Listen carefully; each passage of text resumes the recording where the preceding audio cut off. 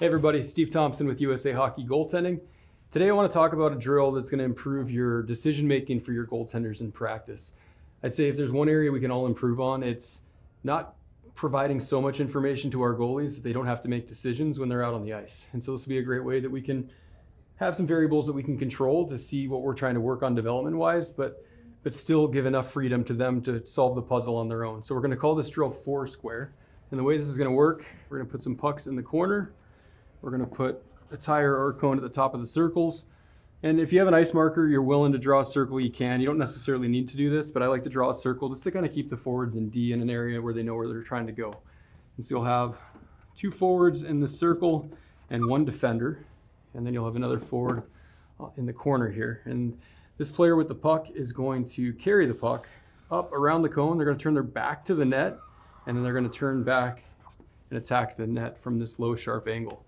And then what the decision's going on at the net front is you're going to have your strong side forward and your weak side forward, and they have two different options. They can either go down low on the strong side or they can go up high on the strong side.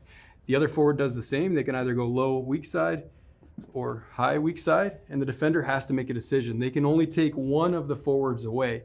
And what we're trying to do is create some different scenarios where maybe the goalie has a backdoor threat, and that's the decision we want to see. Maybe it's a high threat on the weak side, maybe it's on the strong side. All those different variables are going to be different reads that we're looking for with our goaltender. So let's say, for example, player comes up, takes around.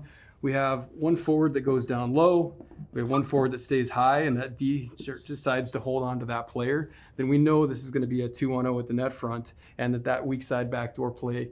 So if that's the threat, do we see our goalies manage their depth differently and get a little deeper in the net? Do they start to pre-square to the weak side of the ice knowing that that's the threat?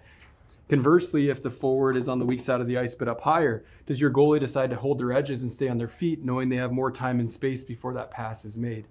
I'd say maybe the last thing that you could talk to your goalies about, or one of many, if the strong side threat is the only threat available, say the defender chose to take away the weak side of the ice, the backdoor play, then does that goalie play maybe a little more aggressively because they know that the play can only happen on the strong side of the ice? There is no threat. They trust their D on the weak side.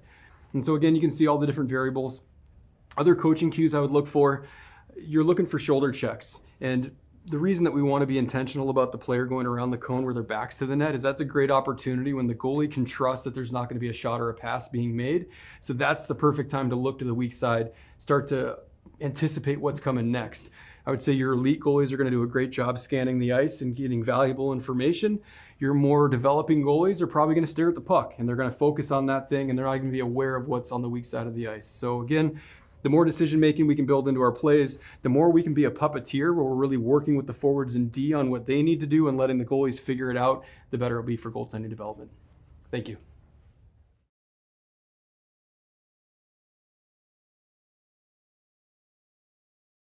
So I think the biggest thing you see here is that you can notice the goalie's coming off. You know, it's the time of the game. And I like it how I get to my post and get into my post early. And I'm not, like, it was one thing we really worked on this year was not overlapping too much and getting into my post a little bit. So you can see as Kadri brings it down into the zone, I'm not overlap, not overly playing him. I just get right to my post early enough where I'm not, I know it's a scenario where, like, you can see I have a little bit of depth there. And then as soon as I see him getting down there, I try, okay, I'm going to get to my post and just trust it and not play him overly much because it's going to be a 6-on-5 scenario where there's going to be guys open. So I have to make sure I understand that. Okay. And then I don't have a ton of time to look. I would have loved to scan the ice a little bit better here, but I don't. So all I have a chance to do is just transfer over and just cover my ice again because he's making a quick play behind the net. And I think he was trying to actually shoot this, and it goes off my defenseman. He was trying to, like, shoot it on me and goes off my defenseman, which kind of a strange bounce. And I'm kind of screened here. I don't see much.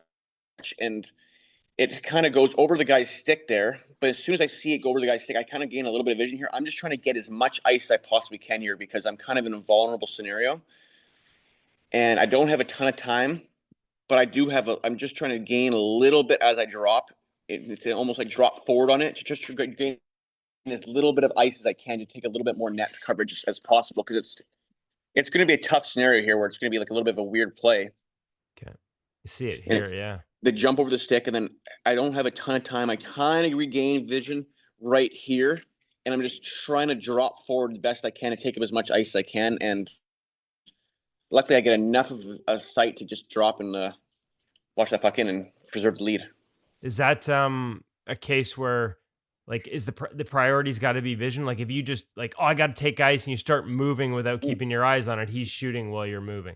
Priority is always vision, in my opinion. It's always best to get vision, I think. And I think the biggest thing through screens and finding vision is actually being as relaxed as you possibly can. As soon as you panic and say, I can't see it, and you start violently moving around to try and find it, I think that's when you see goalies really get into trouble. I think when you just try and stay relaxed, the game around you kind of moves around where it kind of like, if I didn't move a ton, but the guys all drift to one side, which actually allowed me to keep my vision on the puck a little bit better there. If you see what I mean, like the guys kind of drifted. It almost like if I'm all of a sudden there and I start panicking, trying to look around everything, I'm just going to be looking into bodies more than if I just stay relaxed and just kind of, okay, there's my opening to see, and I kind of go to that opening instead of being panicked. And I think that's the biggest thing that I try and do is stay as relaxed as possible through screens. And I think that we saw that in that first clip too, right? Where you just trust you're going to one side, it's going the other way, and there's no panic. It's going to open up for you a chance to see it. Yeah, I think that's the biggest one. Trust me, you got to fight for your eyes and fight to find pucks and fight to see things. But I think there's a way to do it that's more relaxed than violently looking around and trying to find stuff. In my opinion, it's just the best to stay relaxed. Fight for sightlines without panicking.